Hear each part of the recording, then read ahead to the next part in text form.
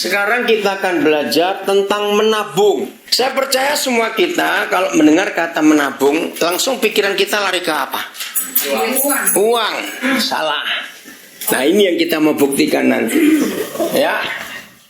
Banyak orang berkata sulit nabung karena keperluannya banyak, masuknya sedikit jadi sulit nabung. Tapi ternyata ada banyak tabungan yang kita buat dan itu mencelakakan kita sendiri. Dan kita sangat pintar untuk menabung. Nah, kalau saudara berkata begitu mendengar kata menabung pasti urusannya uang, itu salah besar. Oke, sebelum kita buktikan, setiap kali kita menabung pasti kita mikir apa? Celengan, bunga. Karena tiap kali kita pikir menabung, kita pasti mikir bunga. Karena itu yang dicari tujuan utama menabung. Betul tidak? Loh, kok nggak jawab betul atau tidak? Nah, sekarang kita akan belajar. Kenapa? Bunganya nggak ada. Oh ya, tapi tetap ada deposito toh, yang lain apa gitu kan tetap ada. Oke, mungkin bentuk tabungannya beda di Amerika dengan di Indonesia, tapi namanya tabungan tetap ada bunganya. Oke? Nah, kita belajar begini. Lukas 2:19. Maria itu suka menabung. Ternyata bukan duit yang ditabung. Apa itu yang ditabung? Ayo, Lukas 2:19, silakan dibaca. Salah seorang saudara silakan baca Lukas 2:19. Tetapi Maria menyimpan semua itu di dalam hatinya dan merenungkannya. Nah, kata menyimpan. Tetapi Maria menyimpan semuanya itu di dalam hatinya dan merenungkannya. Kata menyimpan sama nggak dengan menabung? Ayo baca, sama tidak? Sama. Lukas 2:19. Mengapa Maria bisa melahirkan Yesus Kristus Tuhan kita, penyelamat dunia? Karena firman itu mengatakan Maria itu suka menabung firman. Dia menyimpan semua firman yang dia dengar. Kalau saudara baca ketika malaikat mengunjungi dia sebelum dia mengandung, ketika gembala-gembala memberitahukan dia siapa anak itu saat Yesus lahir. Nah, ada kata itu berkali-kali. Maria menyimpan semuanya itu dalam hatinya. Karena yang ditabung dalam hatinya adalah firman, maka lahirlah siapa? Firman. Yesus itu firman atau tidak? Firman. Nah, ini cuma iseng saja, jangan marah kalau saya ngomong ini. Kalau ada yang tersinggung, ya berubahlah. Menurut saudara, lebih gampang menyimpan firman Tuhan atau firman mama mantu? Mama mertua maksudnya. Ngerti nggak pertanyaan ini? Lebih gampang kita nyimpan firman Tuhan atau firmannya mama mertua? Mama mertua. Lo ngerti nggak maksudnya ini? Ngerti ya? Ini cuma ilustrasi saja. Jadi menabung tidak harus uang. Oke? Menabung itu bisa kata-kata orang.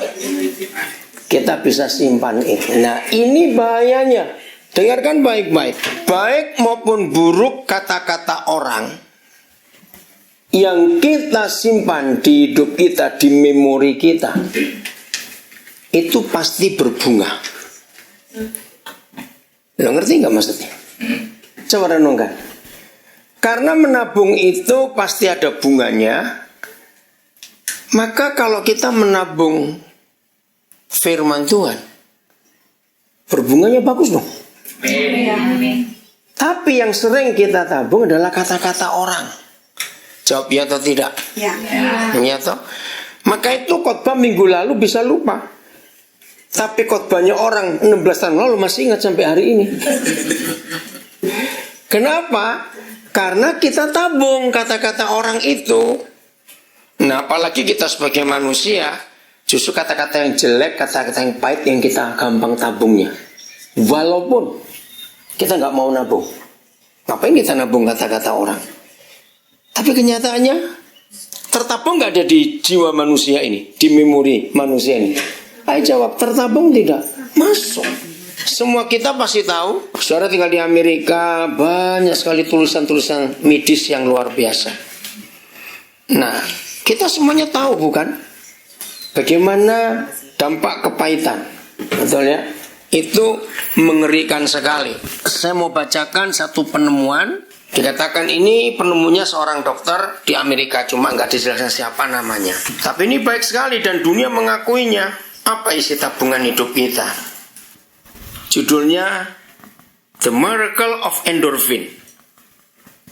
Dalam kehidupan ini kita seringkali akan terluka oleh orang lain. Kadang-kadang sengaja, kadang-kadang tidak sengaja. Bagaimana kita mengatasi rasa sakit hati akan menentukan kebahagiaan dalam hidup kita sendiri.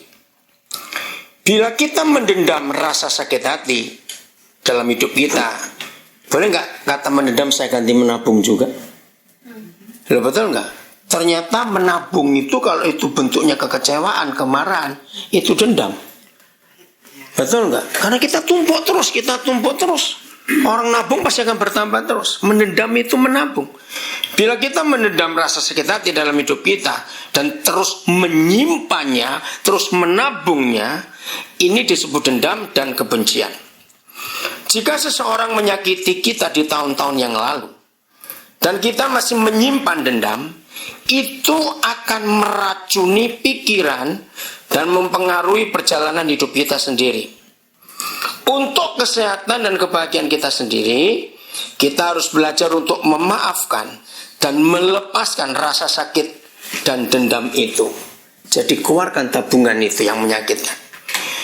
Jika seseorang sedang marah, panik, cemas, takut, merasa tertekan, maka otaknya mengeluarkan noradrenalin, yaitu hormon yang sangat beracun.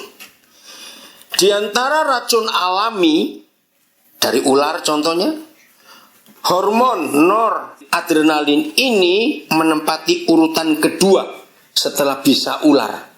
Wih, ngeri sekali. Racun ini membuat fisik kita sakit-sakitan, cepat tua, dan cepat mematikan syaraf-syaraf. Jika seseorang mampu mengendalikan pikiran dan perasaannya, sehingga menghadapi segala sesuatu secara positif, maka otak akan mengeluarkan hormon beta endorfin. Hormon ini disebut hormon kebahagiaan. Ini sangat berkhasiat. 1. Untuk memperkuat daya tahan tubuh, imun. 2. Menjaga sel otak tetap muda sehingga bisa melawan penuaan yang cepat. Menurunkan agresivitas. Jadi emosi yang berlebihan akan kurang kalau ada beta endorfin ini. Yang keempat, meningkatkan semangat, daya tahan tubuh dan kreativitas.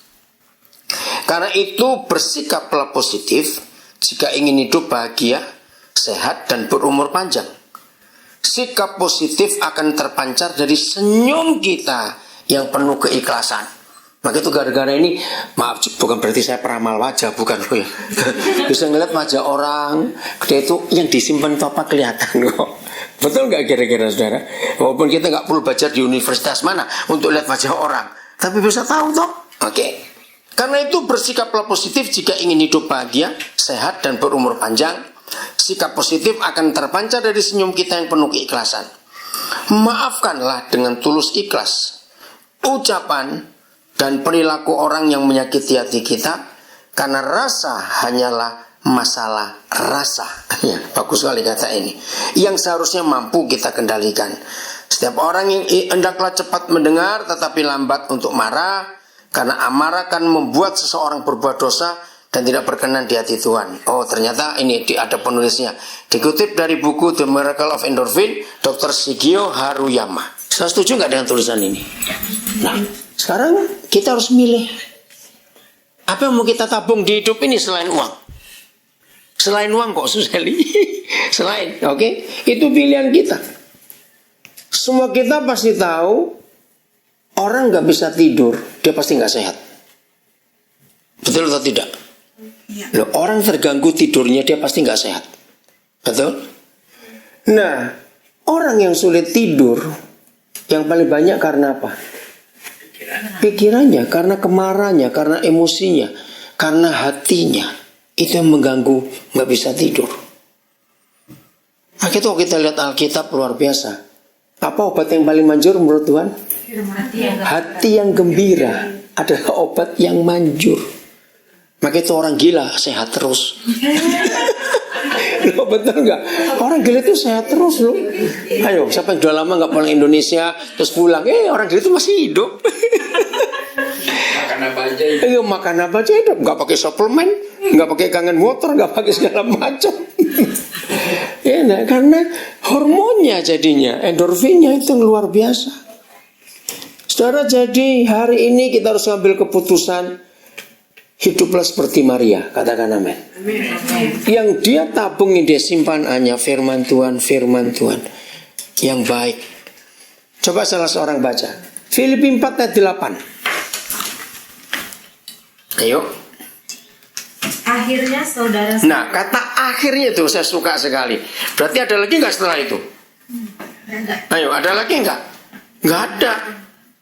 Akhirnya ya, terus. Saudara-saudara, isilah pikiranmu dengan hal-hal yang bernilai. Isilah pikiranmu. Itu cuma bahasa sehari-hari ya. Isilah. Sama nggak dengan menabung? Ya. Iya. Isilah terus dengan hal-hal apa satu? Yang bernilai. Yang bernilai. Terus? Yang patut dipuji. Yang patut dipuji. Kedua? Yaitu hal-hal yang benar. Hal yang benar. Yang terhormat. Yang terhormat ya. Yang adil. Yang adil. Murni. Manis. Dan baik. Saudara, ternyata itu obat anti stres. Kok nggak aman lagi saya? Jadi nggak perlu ke dokter. Makanlah pil Filipi 4 ayat 8. Mau berapa kali sehari terserah. Mau belum makan sudah makan nggak ada masalah. Amin. Isilah pikiranmu dengan hal-hal yang luar biasa. Filipi 4 ayat 8 itu dalam jurnal Science adalah literatur tertua yang pernah ditemukan oleh manusia bagaimana cara berpikir positif. Baru kira-kira menjelang akhir abad 20, awal abad 21 ini, maka dunia banyak berkata soal positive thinking. Betul? Banyak sekali. Nah, ternyata literatur tertua tentang positive thinking itu Filipi 4 ayat 8 itu. Hebat sekali. Itu obat buat hidup kita. Nanti kita akan bicara tentang detox. Ngerti kata detox? Apa artinya? Buang racun. Ada banyak cara, bukan? Ternyata di Alkitab ini ada berapa janji Bapak kita tentang detox. Dan itu betul buat kita jadi sehat. Tapi saya mau baca dulu penemuan ini. Ini nggak tahu siapa yang menemukannya, tapi dikatakan penemuan menggemparkan dari Amerika lah, nggak tahu ini Amerika mana, menyatakan bahwa sel-sel kanker paling takut dengan cinta kasih. Ya. Penelitian menemukan banyak orang sakit karena tidak punya cinta kasih. Seorang profesor di Amerika, ini ada huruf Tionghoa saya nggak ngerti, yang adalah seorang dokter terkenal, dia telah mengobati banyak orang sakit dari berbagai belahan dunia. Begitu melihat seseorang, dia sudah tahu mengapa orang itu sakit. Dia pasti berkata, karena di dalam tubuh orang itu tidak ditemukan sedikit pun kasih. Aneh.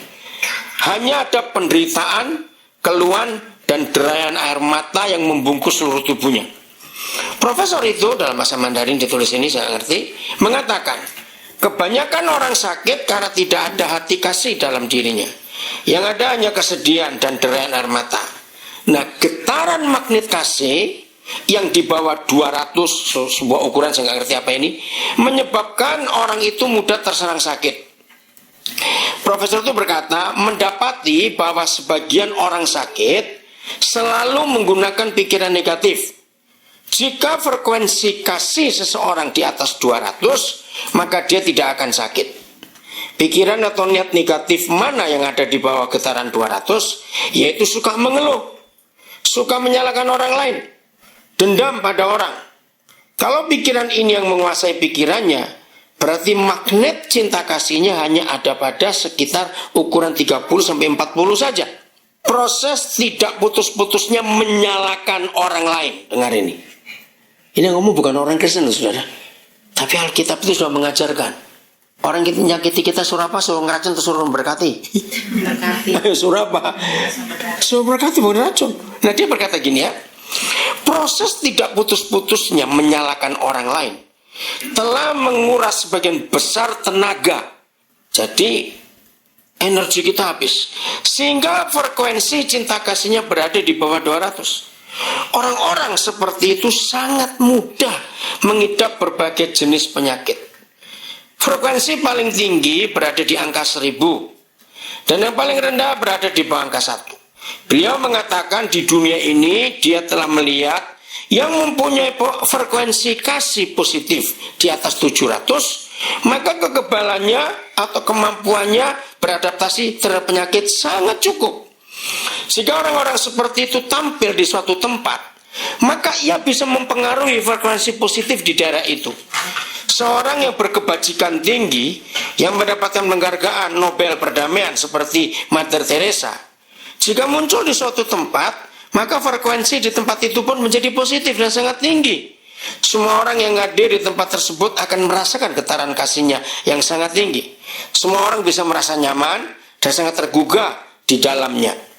Pada saat seorang yang memiliki getaran hawa positif tampil di suatu tempat, maka dia akan menggerakkan semua orang dan makhluk yang ada di tempat itu menjadi nyaman dan merasa damai. Nah, itu sampai pada kata makhluk, biologi membuktikan Tuhan itu menciptakan hanya 2 binatang yang bisa mencium adrenalin positif dan adrenalin negatif. Anjing dan angsa. Aneh. 2 binatang ini paling sensitif. Yang pernah punya anjing tahu. Sebaik apa kita, sebaik apa anjing kita kepada kita. Kalau kita pulang rumah sambil marah, jangan harap dia berani dekat. Dia mencium.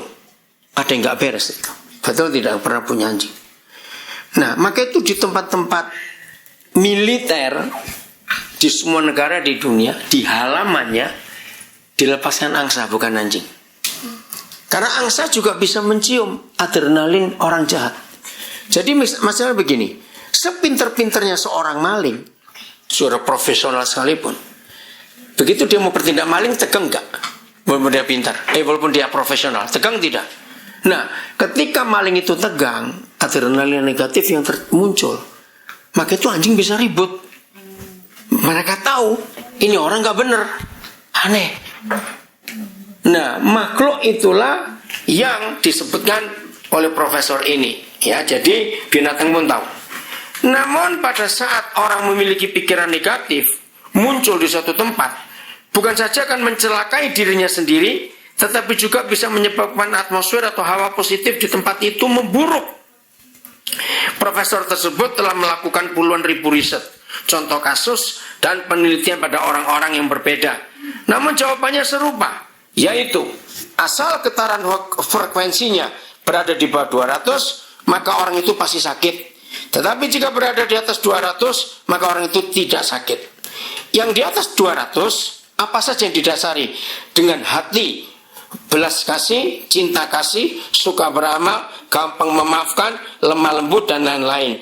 Ini semua berada di atas frekuensi 400 sampai 500. Sebaliknya yang suka membenci, emosi nggak terkendali, menyalahkan orang lain, marah, iri hati, menuntut orang lain, egois, dalam semua hal hanya memikirkan kepentingan pribadi, tidak pernah memikirkan perasaan orang lain. Orang-orang seperti itu mempunyai frekuensi magnet yang paling rendah. Hal itu yang menyebabkan menjadi penyakit kanker, sakit jantung, penyebab-penyebab penyakit yang lainnya. Dia memberitahukan kepada kita dari sudut pandang medis bahwa pikiran itu sangat luar biasa pengaruhnya terhadap kesehatan dan penyakit seseorang. Kekuatan kasih. Seorang seniman biola telah mengidap penyakit kanker. Dia berjuang melawan penyakitnya, namun dia merasakan semakin hari semakin memburuk. Lalu dia memperbaiki konsep pikirannya dengan mencintai. Maka semua sel kanker yang ada dalam dirinya sendiri, dia melihat sel kanker yang menyakitkan itu sebagai sebuah pelayanan pada dirinya. Dan ia berterima kasih kepada sel kanker. Dan dia merasakan perasaannya lebih nyaman. Selanjutnya dia memutuskan menjalani dengan kasih sisa hidupnya untuk menghadapi semua penyakit itu dan semua masalah dihadapinya. Dia memutuskan untuk melayani setiap orang dengan dirinya sendiri dengan cinta. Setelah beberapa waktu berlalu di luar dugaan, semua sel-sel kanker dalam dirinya menjadi hilang. Terakhir dia menjadi seorang ahli terapi di Jepang. Dia mendapati dasar cinta semua kehidupan. Dia mendapati dasar dari semua kehidupan adalah cinta. Pada saat seseorang telah biasa hidup dengan cinta, maka dia bisa mendapatkan kedamaian dan kesehatan secara fisik dan batin. Setuju saudara? Oh, maka itu ayo kita jujur. Apa yang kita tabung hari-hari ini? Saya percaya semua kita, siapapun orangnya, pasti pernah punya nggak pengalaman sakit hati nggak? Betul, pasti, nggak ada yang tidak. Nah sekarang masalahnya kita mau milih yang mana untuk kita tabung di hidup kita. Ayo sebelum nanti malam kita tidur, kita periksa hidup kita sungguh-sungguh. Istilahnya kita periksa saldo kita. Bukan berapa jumlah uangnya, bukan saldo itu, tapi saldo apa? Negatif dan positif tadi itu apa? Ya apa saja lah pokoknya diperiksa. Ini serius, kita nggak bisa main-main dalam hal ini. Oke. Nah, coba baca Yohanes 15 ayat 3. Itulah kata detox yang tepat untuk hidup kita. Yohanes 15 ayat 3. Kamu memang sudah bersih karena firman yang telah kukatakan kepadamu. Kamu memang sudah apa? Bersih. Lihat, semua orang yang sakit, dokter mendiagnosa ini itu, harus periksa ini, periksa itu. Maka pertanyaannya nggak satu, clean atau tidak? Betul nggak? Nah kata bersih di ayat 3 ini bicara soal detox. Kita mendengar istilah radikal bebas. Itu sumber penyakit yang luar biasa. Bisa dari makanan, minuman, bisa dari udara yang kotor. Dan itu mesti dikeluarkan dari tubuh kita. Nah nggak usah bayar mahal-mahal. Firman yang kita terima tiap hari itu ternyata detox yang paling sempurna. Kok nggak amin sih? Betul, paling sempurna. Saya beri contoh. Tadi kita sudah bicara soal tabungan ya, kata-kata, perbuatan orang. Siapa pernah punya pengalaman ini? Pagi-pagi kita bangun. Nah, zaman sekarang itu memang semua manusia zaman ini, hampir semuanya, nggak semua. Begitu bangun langsung cari smartphone-nya di mana. Betul? Nah, jangan saudara. Gini dulu. Ya, siapa pernah punya pengalaman ini? Pagi itu bangun. Di rumah nggak ada orang, tinggal kita sendiri. Kita masih di tempat tidur. TV tidak nyala, nggak ada radio. Kita nggak baca koran, nggak baca majalah. Handphone kita juga mati. Pertanyaan saya, kita tetap bisa dengar suara nggak? Ayo jawab. Kita tetap bisa dengar suara nggak? Suara apa yang kita dengar? Suara burung. Burung, nggak ada suara apa-apa. Oh ya burung yang saya sebut tadi. Burung pun tidak ada. Pokoknya begitu. Sendiri. Pagi-pagi burung berkicau. Tidak. Enggak, pokoknya nggak dengar apa-apa. Saya bilang nggak ada apa-apa, lagi sepi. Bisa tetap dengar suara nggak? Dengar. Iya, suara apa? Suara, ya, yang betul suara pikiran. Jadi walaupun telinga kita nggak dengar audible, tapi pikiran kita bisa ngomong sendiri. Hati kita bisa ngomong sendiri. Loh, betul atau tidak? Nah, itu pun akan mempengaruhi kita. Apa yang kita dengar pagi-pagi, maka itu akan menyetir kita sepanjang hari. Kalau kita pagi-pagi bangun dengan kekhawatiran, ketakutan, percaya nggak sepanjang hari pasti nggak beres. Betul, nggak beres. Kemarin saya dapat kata-kata bagus. Ketakutan itu ternyata sebuah bentuk bunga, ya, sebuah bentuk hutang yang kita nggak pernah pakai, nggak pernah utang. Setuju nggak? Ketakutan itu adalah sebuah hutang, ya, yang bisa berbunga, yang kita nggak pernah utang, nggak pernah pakai. Loh, betul nggak? Kan itu dari luar. Kita nggak pernah ngapa-ngapain, tapi kalau kita terima yang menakutkan, kita ini bodoh. Kan rugi. Kita harus bayar utang kita nggak pernah pakai. Itu karena keadaan. Nah, renungkan lagi. secara logika sampai umur kita sekian ini. Seharusnya makin kita tua, makin pinter loh seharusnya. Pertanyaan saya, fakta dari yang kita takutkan itu terjadinya berapa persen? Faktanya. Kecil atau besar? Kecil. Betul nggak? Cuma ngaku. Yang kita takutkan, kita khawatirkan itu faktanya kecil terjadinya. Loh ya atau tidak? Coba jawab. Oh kebalikannya, ya. Kecil. Nah, maka itu seharusnya, maaf saya ngomong ya, seharusnya kita makin tua, makin berpengalaman nggak soal barang-barang itu? Loh betul nggak? Harusnya makin berpengalaman nggak? Berpengalaman apa? How to solve? Jadi pintar, how to solve the problem. Betul? Maaf, makin itu kalau kita makin tua makin bodoh, ngapain kita hidup? Maaf jangan tersinggung. Toh kita sudah punya pengalaman. Yang kita takutin, kita khawatirkan, nggak sampai 5% itu terjadi, nggak sampai. Nah, maka itu firman ini luar biasa. Masukkan firman pagi-pagi bangun. Yang pertama kita cari adalah firman, karena itu akan mendetoks kita. Firman. Sama halnya selama kita tidur. Maaf, ini ngomong soal kesehatan. Semua orang yang bangun tidur, semua orang, begitu kencing pasti berwarna.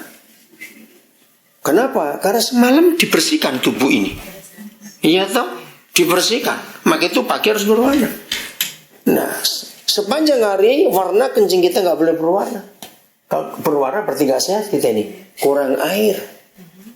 Bukankah air itu firman? Betul? Firman lagi. Ingat Mazmur 107 dikatakan, you send your word and heal my disease. Kalau engkau berfirman dan kirimkan firmanmu, maka kami ini sembuh. Saudara, ini sungguh luar biasa. Maka itu jangan kita jadi bodoh. Periksa apa yang kita tabung dalam hidup ini. Amin. Ayo, jangan kita bodoh. Kalau kita menabung kebencian, sakit hati, kepahitan, sungguh, maka semua orang di sekitar kita walaupun gak buat apa-apa, pasti kita jadi salah, pasti kita salahkan mereka. Iya atau tidak? Iya toh? Ingat kayak tadi tuh profesor berkata, ada aroma apa, ada hawa yang nggak bagus. Nah, maka itu rugi kalau kita tidak hidup sungguh-sungguh di dalam kebenaran firman Tuhan. Setuju ya? Nah, itulah pilihan yang kita harus lakukan tiap hari. Karena kalau enggak kita akan rugi sendiri dalam kehidupan ini. Saya coba baca satu artikel lagi kalau saya bisa temukan. Jadi sekarang ini makin banyak dokter-dokter menemukan kebenaran dari Alkitab tapi dalam bentuk sains. Dan itu memang betul. Itu sungguh luar biasa. Penyakit itu 90% dari pikiran dan 10% dari pola makan. Berikut korelasinya dari berapa daftar penyakit. 1. Dengan pikiran negatif. Marah selama 5 menit akan menyebabkan sistem imun tubuh kita mengalami depresi 6 jam. 2. Dendam dan menyimpan kepahitan menyebabkan imun tubuh mati. Dari situlah bermula segala penyakit seperti stres, kolesterol tinggi, hipertensi, serangan jantung, rematik, artritis, stroke, dan sebagainya. 3. Jika kamu sering membiarkan dirimu stres, maka sering mengalami gangguan pencernaan.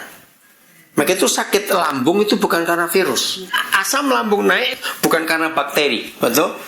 Tapi karena saraf otak kita yang mengeluarkan hormon yang salah karena kita stres. 4. Jika mudah tersinggung, maka kamu cenderung terkena penyakit, yaitu salah satu insomnia, susah tidur. 5. Jika sering mengalami kebingungan, ya panik misalnya, maka kamu akan terkena gangguan tulang belakang bagian bawah. 6. Jika sering membiarkan dirimu merasa takut yang berkelebihan, kamu akan mudah terkena penyakit ginjal. Jika suka bernegatif thinking, kamu akan mudah terkena dyspepsia, penyakit sulit mencerna. 8. Jika kamu mudah emosi dan cenderung pemarah, hati-hati saja ya, bisa rentan terhadap penyakit hepatitis. 9. Jika sering merasa apatis, tidak pernah peduli, cuek terhadap lingkungan, akan berpotensi mengalami penurunan kekebalan tubuh. 10. Jika sering menganggap sepele semua persoalan, hal ini bisa mengakibatkan penyakit diabetes. Saya nggak tahu di mana ini korelasinya ya. Jika sering merasa kesepian, bisa terkena penyakit demensia senilis, berkurangnya memori atau kontrol fungsi tubuh. Jika sering bersedih dan merasa selalu rendah diri, menyebabkan penyakit kanker darah putih. Nggak tahu juga. Dari buku The Healing and Discovering the Power of the Water, Dr. Masaru. Nah, saudara, jadi banyak buku-buku yang menolong kita untuk mengerti keadaan sekarang ini, korelasinya dengan firman Tuhan. Hebat sekali, bukan? Jadi mulai hari ini jangan biarkan iblis mencuri firman dari hidup kita. Setuju? Jangan biarkan iblis mencuri damai sejahtera yang Yesus beri. Ingat dalam Yohanes 14 dia berapa kali berkata, damai sejahteraku sendiri kuberikan kepadamu, bukan seperti yang diberikan oleh dunia. Masih ingat nggak firman itu? Damai sejahteranya sendiri yang dia berikan. Dan itu sungguh memberkati hidup kita. Karena damai sejahtera, ketenangan itu betul-betul membuat kita jadi nikmat untuk kita tidur, nyenyak sekali kita tidur, nikmat sekali untuk kita makan. Amin. Jadi jangan kita mengizinkan hormon kita ditipu oleh si iblis. Maka itu inti dari pelajaran Tuhan Yesus. Dari semua kalau kita simpulkan adalah ampuni. Amin. Mengampuni adalah perintah yang Tuhan Yesus buat, yang Tuhan Yesus berikan kepada kita, supaya pengampunan itu terjadi setiap hari. Catat ini. Mengampuni itu harus terjadi kapan? Setiap hari. Kenapa mengampuni terjadi tiap hari? Siapa bisa jawab? Mengapa mengampuni? Mengampuni harus terjadi setiap hari di hidup kita. Ayo. Supaya kita nggak nabung. Oke, bukan itu maksudnya begini. Karena tiap hari kan ada saja orang bisa nyakiti kita. Betul? Walaupun kita berhati-hati, tetap ada saja orang yang nyinggung kita. Kita naik mobil, kita parkir, betul? Ada saja masalah dalam hidup ini. Oke?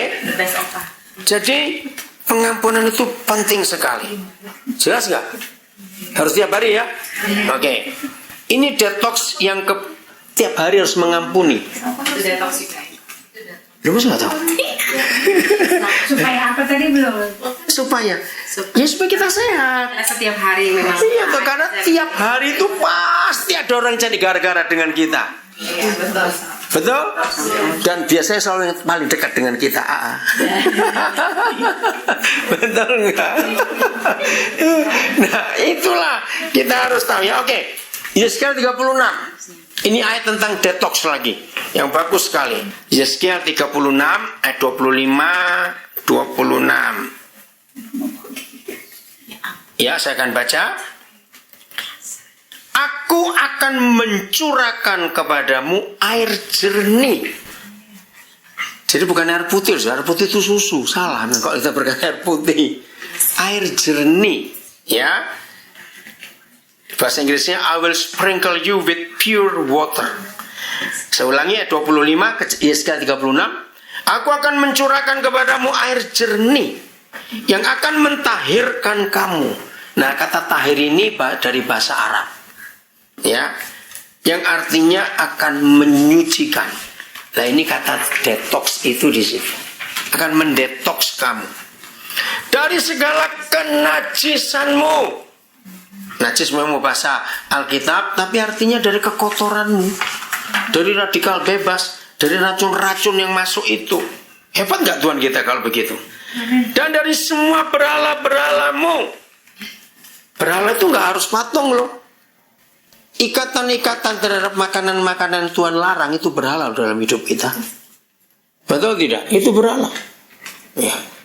Jadi kalau ada orang nggak ngerokok, Tapi kalau makan nggak ada sambal pedas itu nggak bisa makan. Sama itu berhala juga. Iya kan? Gini loh, arti berhala itu adalah sesuatu yang kita tergantung olehnya. Sehingga kalau nggak ada itu, aduh, mungkin ini pusing atau apa. Kerupuk juga. Ya terserah, pokoknya kita tergantung apa, terikat apa itu berhala. Nah, Tuhan akan menyucikan itu. Aku akan mentahirkan kamu, akan menyucikan kamu, akan mendetoks kamu. Dan ini luar biasa.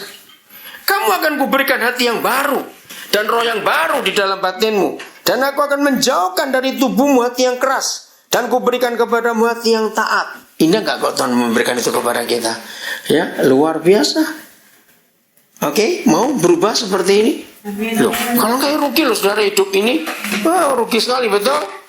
Celaka sekali kita kalau kita tidak mau hidup di dalam kebenaran yang Tuhan sediakan. Oke, saya stop dulu sampai sini. Ada yang mau tanya? Ada yang mau tanya nggak? Belum lama saya minta salah seorang anak saya, dia ahli matematika itu, untuk menghitung angka ya. Kan Tuhan Yesus nyuruh kita ngampuni berapa kali? 7 kali.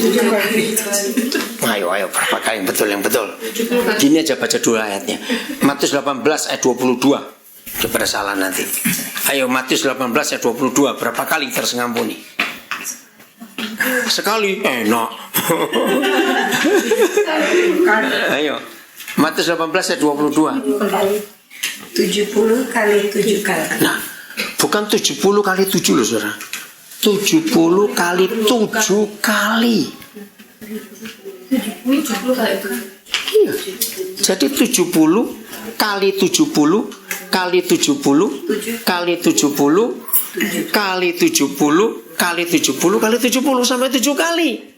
Dengar ya jumlahnya. Ini nih anak saya ngitung.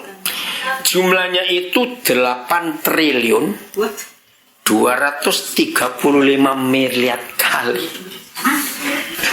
Nah, terus saya coba gini, tolong hitungkan.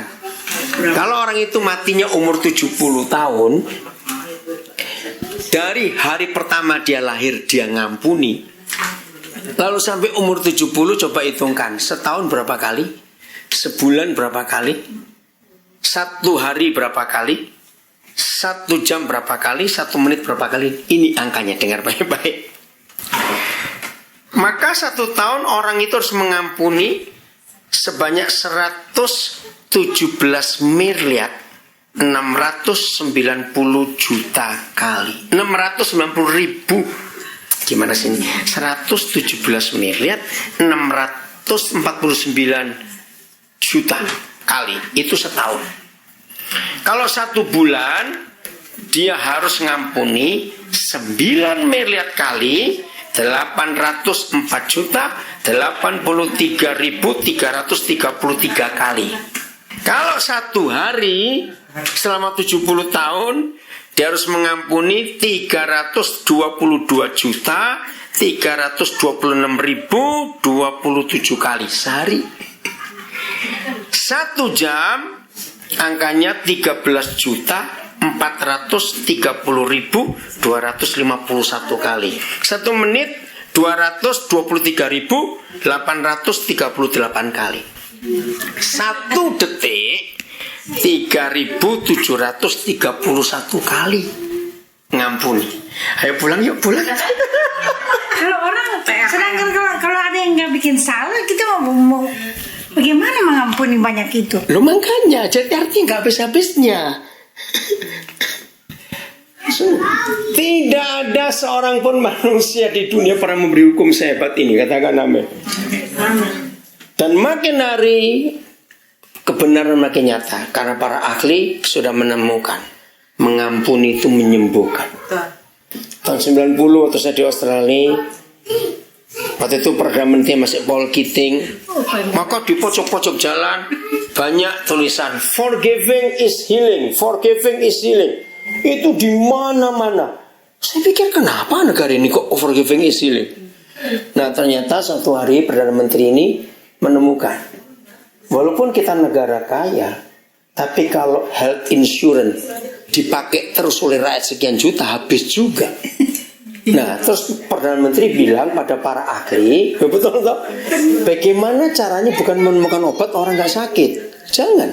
Coba kalian temukan kenapa orang itu sakit. Kalau virus oke, bakteri oke. Nah, ada berapa dokter yang betul-betul buat research kenapa sih orang itu sakit? Di luar virus dan di luar bakteri yang dia cari, ya ternyata itu unforgiveness itu sumber penyakit. Jadi penemunya bukan dokter Kristen. Maka setelah itu ditemukan, maka Perdana Menteri minta tuliskan ini di semua jalan di kota besar, kota kecil Australia. Forgiving is healing. Forgiving is healing. Hebat nggak? Lagi sekali pilihan di tangan kita. Mengampuni atau tidak terserah. Ingat loh, kalau nggak ngampuni kita bunuh diri. Dan nggak cuma bunuh diri, kita pasti masuk neraka. Serius. Karena Tuhan Yesus berkata dalam doa Bapa kami, masih ingat? Dan ampunilah kesalahan kami seperti kami mengampuni orang bersalah pada kami. Jadi jangan cuma dihafalkan di mulut, kita harus melakukan. Saya berkata sulit, nggak bisa. Tuhan kita aja bisa ngampuni kita kok. Amin. Nah, jadi kalau kita ingin sehat, firman ini obatnya. Bukan yang lain. Pikiran kita harus kita isi dengan tabungan-tabungan yang benar.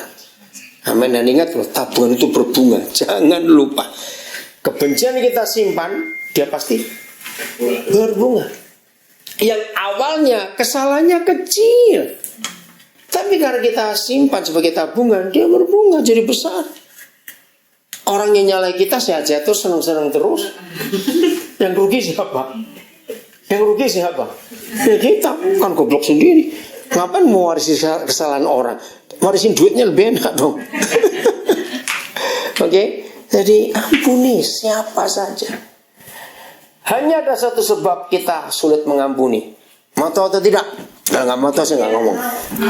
Betul, tapi lakukan loh ya, apa nggak melakukan. Satu penyebab kita nggak mau ngampuni karena harga diri, pride. Betul? Pasti kita berkata, kok enak? Nah itu dia. Ya, enak aja. Itu artinya apa? Keenakan. Iya tak? Enak aja. Iya. Makanya biarin aja. Maaf ya. Maaf. Ih, jangan marah. Saya harus ngomong, tapi ini jelek sekali. Tapi aduh, saya harus ngomong. Siapa pernah, ya pasti nggak sengaja sih ya, istilahnya dikentutin orang. Ngerti gak maksud itu? Kentut bener. Ya terserah, pokoknya dikentut lah. Lo pernah tuh ya? Maaf saya ngomong jelek. Lo pernah tidak? Lo saya tanya, pernah nggak? Pernah, oke. Pertanyaan berikut. Kira-kira Lalu tunggu dulu, sosial ini belum selesai ngomong saya. Oke. Dengerin. Menurut saudara, maaf, bau kentut itu hilangnya berapa jam? Sampai sejam lah. Saya ingat loh kentut. Loh, ini serius ini, saya tanya. sebentar. Nah, itu yang betul sebentar, maaf ya. Kalau sampai ada orang bau kentut bisa berjam-jam, hidungnya itu yang rusak. Loh, betul nggak? Maaf ini. Loh, betul nggak? Cepat jawab. Aduh, sebau apapun itu cuma detik, saudara. Hal kedua, kalau ada orang bau kentut dia rasa lama, ya gobloknya dia nggak mau pindah dari situ, nungguin aja di situ. Maaf, loh betul nggak? Ya kalau kita asal bau itu cepat pindah dong, betul? Loh kok nggak? Ya sudah. Jadi begini maksud saya, semua kata-kata orang yang jahat, kesalahan orang, anggap aja. Nah itu maksudnya, anggap aja ada orang sedang kentut, biarin deh sebentar hilang. Setuju? Ya. Kalau enggak berarti kita bodoh, betul bodoh. Ngapain kentut diapalin baunya? Gue bener. Maaf ya saya ngomong contoh jelek, tapi ini fakta. Rugi loh, walaupun nyesek cepet pindah. Ya tapi walaupun nyesek hilang sendiri toh, kan masa lama-lama di situ. Ya sepilang lah, enggak kan? Oke, ngerti ya maksudnya? Saudara, dunia perlu pengampunan. Amin. Kalau ada psikolog di sini akan ngerti. 80% kalau ada manusia harus terlibat ke institusi jiwa, ke klinik mental apa. 80% psikologi menemukan itu karena guilty feeling. Karena nggak mau mengampuni. Dan itu betul. Maka itu hukum Tuhan Yesus pada mengampuni paling banyak. Dia berkata ngampuni. Siapa yang berapa hari ini ngikuti di sosial media, di Facebook, bedanya Nabi Muhammad dengan Tuhan Yesus kalau ngampuni orang berdosa? Ada yang ngikuti enggak? Aduh, seorang enggak gitu, itu ngeri sekali. Sampai dibuatkan film. Saya nggak ngerti kenapa dibuatkan film. Jadi buat Islam, kalau ada orang berzina, dia datang kepada Nabi, ya udah, kamu pelihara anak itu karena dia sudah mengandung. Lahirkan dia. Akhirnya setelah anak itu lahir, perempuan datang ke Nabi, anak sudah lahir. Susuin dia, tetein dia sampai setahun. Sampai setahun sudah, balik lagi. Nabi, apa harus aku buat? Oke, sekarang datang kepada top pemimpin-pemimpin. Nah itu orang Islam yang nulis perbandingannya dengan Tuhan Yesus di Yohanes 8. Karena ada perempuan berzina. Tapi buat hukum Islam, maka perempuan seperti itu dikubur setengah badan, tangan dimasukkan, tinggal kelihatan badan dan kepala, dan dirajam orang sekampung dengan batu. Wih, itu di film. Ini kenapa ini di film? Dan yang paling ngeri dalam hukum itu, ayahnya, suaminya, dan anak-anaknya harus ikut melempar batu. Wih, dan lagi saya kok kenapa itu di film gitu? Disebarkan itu sudah. Wah, di dalam film itu dua anaknya laki-laki, mereka argue. Ini kan mamaku, masa dipaksa oleh pemimpin-pemimpin lempar. Akhirnya bapaknya, suaminya, dia tahan, harus dipaksa. Wah, ditarik-tarik. Bapaknya meronta, ditarik, dipaksa juga, diambilkan batu itu. Nah, itulah hukum agama yang ngeri sekali. Maaf saya berkata, dosa kita banyak atau sedikit di hadapan Tuhan? Banyak. Pertanyaannya, kalau Tuhan mengampuni kita dengan cara kita mengampuni orang lain, kita jadi apa? Ngerti nggak pertanyaannya? Jadi apa kita ini? Nggak berwujud lagi sudah, benar. Maka itu saudara, mengampuni itu gampang. Ingat kasih Tuhan kepada kita. Jangan gengsi, jangan harga diri kita pertahankan, nggak ada gunanya. Rugi. Yang sana enak-enak terus kita yang setengah mati, ngapain? Mau merubah hidup kita mulai hari ini supaya kita jadi kesaksian buat banyak orang. Amin. Dan kita jadi sehat hidup ini, tidur kita nyenyak. Aduh, kemana-mana Tuhan dipermuliakan lewat kita. Mau ya berubah ya? Dan kita bisa jadi kesaksian buat banyak orang. Oke, ayat yang terakhir. Filipi 2:21. Coba baca ayat itu. Untuk apa saja yang kita buat, kita harus tanya, ini untuk siapa? Termasuk kalau kita mengampuni, itu bukan cuma untuk diri kita sehat, tidak. Filipi 2:21. Silakan salah seorang mau baca. Sebab semuanya mencari kepentingannya sendiri, bukan kepentingan Kristus Yesus. Nah, ini sumber masalah kita tidak melakukan firman Tuhan, termasuk mengampuni. Ketika kita masing-masing mencari kepentingan diri kita sendiri, bukan kepentingan Kristus Yesus, hancur. Jadi suami istri, kalau kita harus mengampuni suami kita, istri kita, itu bukan untuk kita, untuk kemuliaan Tuhan. Amin.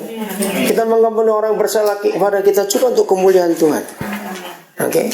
Jadi mau jadi pelaku firman mulai hari ini, ya harus, kalau enggak kita rugi. Jadi kalau ada orang bersalah kepada kita, anggap seperti kentut. Nah gitu aja, gampang kok, nggak susah.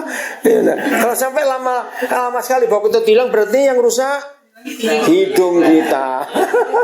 Masih ke dokter.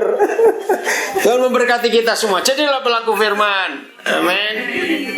Sekarang kita akan belajar tentang menabung. Saya percaya semua kita kalau mendengar kata menabung, langsung pikiran kita lari ke apa? Uang. Salah. Nah, ini yang kita mau buktikan nanti. Ya. Banyak orang berkata sulit nabung karena keperluannya banyak, masuknya sedikit, jadi sulit nabung. Tapi ternyata ada banyak tabungan yang kita buat dan itu mencelakakan kita sendiri. Dan kita sangat pintar untuk menabung. Nah, kalau saudara berkata, begitu mendengar kata menabung, pasti urusannya uang, itu salah besar. Oke, sebelum kita buktikan, setiap kali kita menabung, pasti kita mikir apa? Celengan, bunga. Karena tiap kali kita pikir menabung, kita pasti mikir bunga. Karena itu yang dicari tujuan utama menabung. Betul tidak? Loh, kok nggak jawab betul atau tidak? Nah, sekarang kita akan belajar. Kenapa? Bunganya nggak ada. Oh ya, tapi tetap ada deposito toh, yang lain apa gitu kan tetap ada. Oke, mungkin bentuk tabungannya beda di Amerika dengan di Indonesia, tapi namanya tabungan tetap ada bunganya. Oke? Nah, kita belajar begini. Lukas 2:19. Maria itu suka menabung. Ternyata bukan duit yang ditabung. Apa itu yang ditabung? Ayo, Lukas 2:19, silakan dibaca. Salah seorang saudara silakan baca Lukas 2:19. Tetapi Maria menyimpan semua itu di dalam hatinya dan merenungkannya. Nah, kata menyimpan. Tetapi Maria menyimpan semuanya itu di dalam hatinya dan merenungkannya. Kata menyimpan sama nggak dengan menabung? Ayo baca, sama tidak? Sama. Lukas 2:19. Mengapa Maria bisa melahirkan Yesus Kristus Tuhan kita, penyelamat dunia? Karena firman itu mengatakan Maria itu suka menabung firman. Dia menyimpan semua firman yang dia dengar. Kalau saudara baca ketika malaikat mengunjungi dia sebelum dia mengandung, ketika gembala-gembala memberitahukan dia siapa anak itu saat Yesus lahir. Nah, ada kata itu berkali-kali. Maria menyimpan semuanya itu dalam hatinya. Karena yang ditabung dalam hatinya adalah firman, maka lahirlah siapa? Firman. Yesus itu firman atau tidak? Firman. Nah, ini cuma iseng saja, jangan marah kalau saya ngomong ini. Kalau ada yang tersinggung, ya berubahlah. Menurut saudara, lebih gampang menyimpan firman Tuhan atau firman mama mantu? Mama mertua maksudnya. Ngerti nggak pertanyaan ini? Lebih gampang kita nyimpan firman Tuhan atau firmannya mama mertua? Mama mertua. Lo ngerti nggak maksudnya ini? Ngerti ya? Ini cuma ilustrasi saja. Jadi menabung tidak harus uang. Oke, menabung itu bisa kata-kata orang. Kita bisa simpan itu. Nah, ini bahayanya. Dengarkan baik-baik. Baik maupun buruk kata-kata orang yang kita simpan di hidup kita, di memori kita, itu pasti berbunga. Lo ngerti nggak maksudnya? Coba renungkan. Karena menabung itu pasti ada bunganya. Maka kalau kita menabung firman Tuhan, berbunganya bagus dong. Tapi yang sering kita tabung adalah kata-kata orang. Jawab ya atau tidak? Ya. Ya toh? Maka itu khotbah minggu lalu bisa lupa. Tapi khotbahnya orang 16 tahun lalu masih ingat sampai hari ini. Kenapa? Karena kita tabung kata-kata orang itu.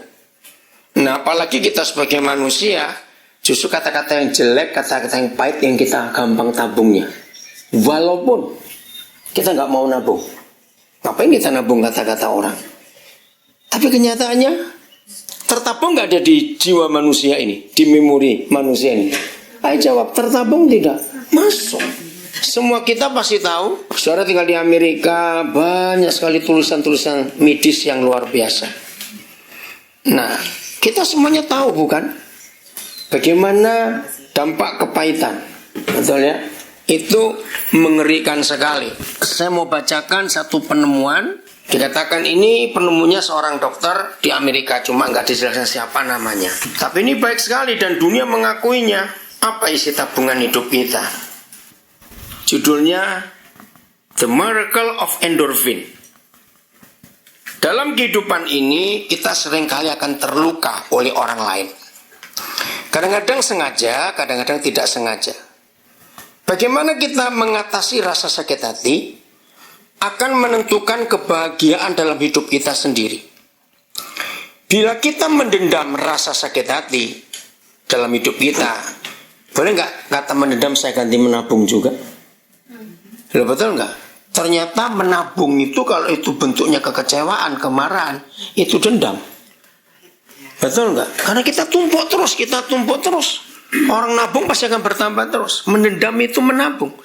Bila kita mendendam rasa sakit hati dalam hidup kita dan terus menyimpannya, terus menabungnya, ini disebut dendam dan kebencian. Jika seseorang menyakiti kita di tahun-tahun yang lalu dan kita masih menyimpan dendam, itu akan meracuni pikiran dan mempengaruhi perjalanan hidup kita sendiri. Untuk kesehatan dan kebahagiaan kita sendiri, kita harus belajar untuk memaafkan dan melepaskan rasa sakit dan dendam itu. Jadi keluarkan tabungan itu yang menyakitkan. Jika seseorang sedang marah, panik, cemas, takut, merasa tertekan, maka otaknya mengeluarkan noradrenalin, yaitu hormon yang sangat beracun.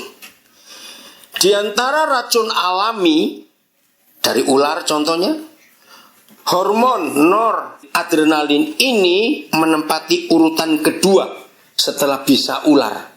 Wih, ngeri sekali. Racun ini membuat fisik kita sakit-sakitan, cepat tua, dan cepat mematikan syaraf-syaraf. Jika seseorang mampu mengendalikan pikiran dan perasaannya, sehingga menghadapi segala sesuatu secara positif, maka otak akan mengeluarkan hormon beta endorfin. Hormon ini disebut hormon kebahagiaan. Ini sangat berkhasiat. 1, untuk memperkuat daya tahan tubuh, imun. 2, menjaga sel otak tetap muda sehingga bisa melawan penuaan yang cepat. Menurunkan agresivitas. Jadi emosi yang berlebihan akan kurang kalau ada beta endorfin ini. Yang keempat, meningkatkan semangat, daya tahan tubuh dan kreativitas.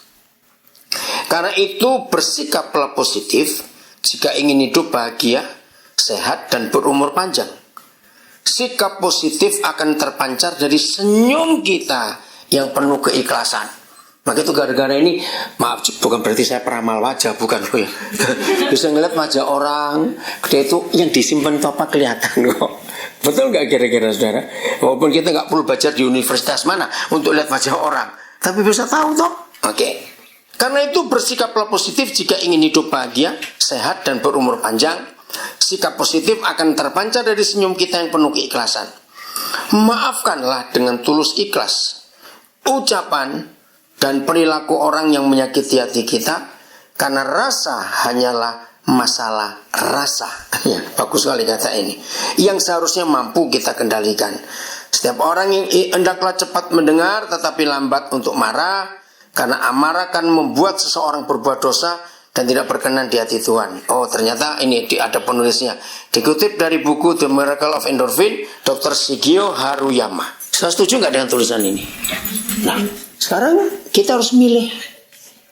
Apa yang mau kita tabung di hidup ini selain uang? Selain uang kok Suseli. Selain, oke? Itu pilihan kita. Semua kita pasti tahu, orang nggak bisa tidur, dia pasti nggak sehat. Betul atau tidak? Loh, orang terganggu tidurnya, dia pasti nggak sehat. Betul? Nah, orang yang sulit tidur, yang paling banyak karena apa? Pikirannya, karena kemarahannya, karena emosinya, karena hatinya. Itu yang mengganggu, nggak bisa tidur. Nah, itu kita lihat Alkitab luar biasa. Apa obat yang paling manjur menurut Tuhan? Hati yang gembira adalah obat yang manjur. Maka itu orang gila sehat terus. Loh, betul nggak? Orang gila itu sehat terus loh. Ayo, siapa yang udah lama nggak pulang Indonesia terus pulang? Orang gila itu masih hidup. Makan apa aja? Ayo makan apa aja hidup, nggak pakai suplemen, nggak pakai kangen water, nggak pakai segala macam. Ya, nah, karena hormonnya jadinya endorfinnya itu luar biasa. Saudara, jadi hari ini kita harus ambil keputusan hiduplah seperti Maria, katakan amin. Yang dia tabungin, dia simpanannya firman Tuhan yang baik. Coba salah seorang baca Filipi 4 ayat 8. Ayo. Akhirnya saudara. Nah, kata akhirnya itu saya suka sekali. Berarti ada lagi nggak setelah itu? Ayo, ada lagi nggak? Nggak ada.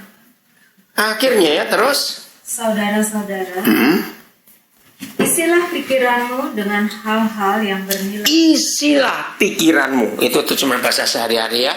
Isilah. Sama nggak dengan menabung? Iya. Isilah terus dengan hal-hal apa satu? Yang bernilai. Yang bernilai. Terus? Yang patut dipuji. Yang patut dipuji. Kedua? Yaitu hal-hal yang benar. Hal-hal yang benar. Yang terhormat. Wih, yang terhormat ya. Yang adil. Yang adil. Murni. Manis. Dan baik. Saudara, ternyata itu obat anti stres. Kok nggak amin lagi saya? Jadi nggak perlu ke dokter. Makanlah pil Filipi 4 ayat 8. Mau berapa kali sehari terserah. Mau belum makan sudah makan nggak ada masalah. Amin. Isilah pikiranmu dengan hal-hal yang luar biasa. Filipi 4 ayat 8 itu dalam jurnal Science adalah literatur tertua yang pernah ditemukan oleh manusia bagaimana cara berpikir positif.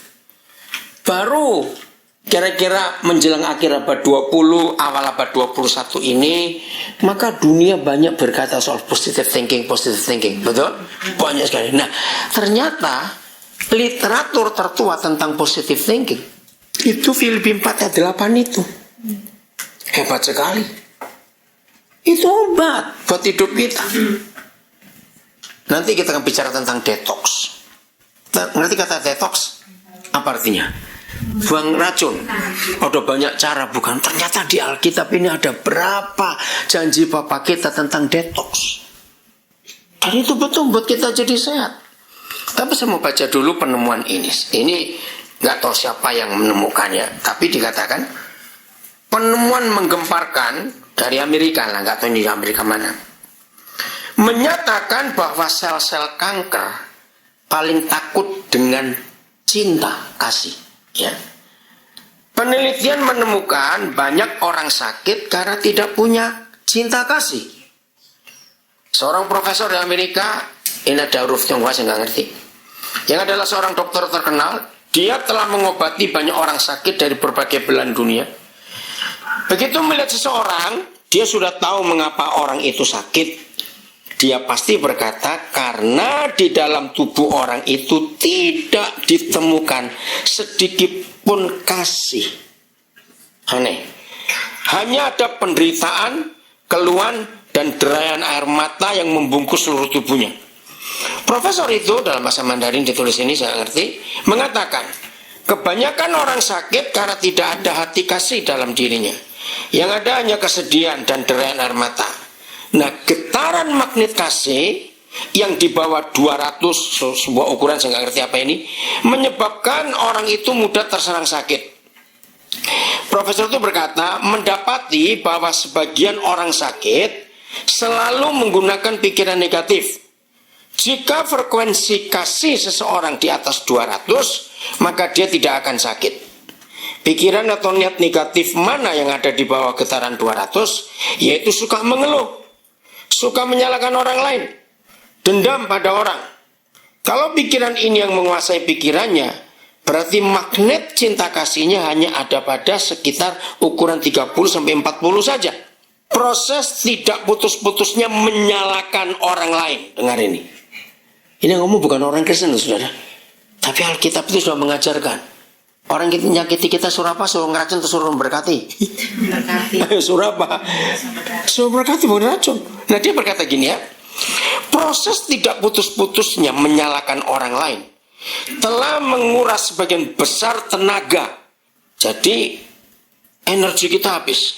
Sehingga frekuensi cinta kasihnya berada di bawah 200. Orang-orang seperti itu sangat mudah mengidap berbagai jenis penyakit. Frekuensi paling tinggi berada di angka 1000 dan yang paling rendah berada di bawah angka 1. Beliau mengatakan di dunia ini dia telah melihat yang mempunyai frekuensi kasih positif di atas 700, maka kekebalannya atau kemampuannya beradaptasi terhadap penyakit sangat cukup. Jika orang-orang seperti itu tampil di suatu tempat, maka ia bisa mempengaruhi frekuensi positif di daerah itu. Seorang yang berkebajikan tinggi, yang mendapatkan penghargaan Nobel perdamaian seperti Mother Teresa, jika muncul di suatu tempat, maka frekuensi di tempat itu pun menjadi positif dan sangat tinggi. Semua orang yang hadir di tempat tersebut akan merasakan getaran kasihnya yang sangat tinggi. Semua orang bisa merasa nyaman dan sangat tergugah di dalamnya. Pada saat seorang yang memiliki getaran hawa positif tampil di suatu tempat, maka dia akan menggerakkan semua orang dan makhluk yang ada di tempat itu menjadi nyaman dan merasa damai. Nah, itu sampai pada kata makhluk, biologi membuktikan Tuhan itu menciptakan hanya 2 binatang yang bisa mencium adrenalin positif dan adrenalin negatif. Anjing dan angsa. Aneh. 2 binatang ini paling sensitif. Yang pernah punya anjing tahu. Sebaik apa kita, sebaik apa anjing kita kepada kita. Kalau kita pulang rumah sambil marah, jangan harap dia berani dekat. Dia mencium. Ada yang nggak beres itu. Betul tidak pernah punya anjing. Nah, maka itu di tempat-tempat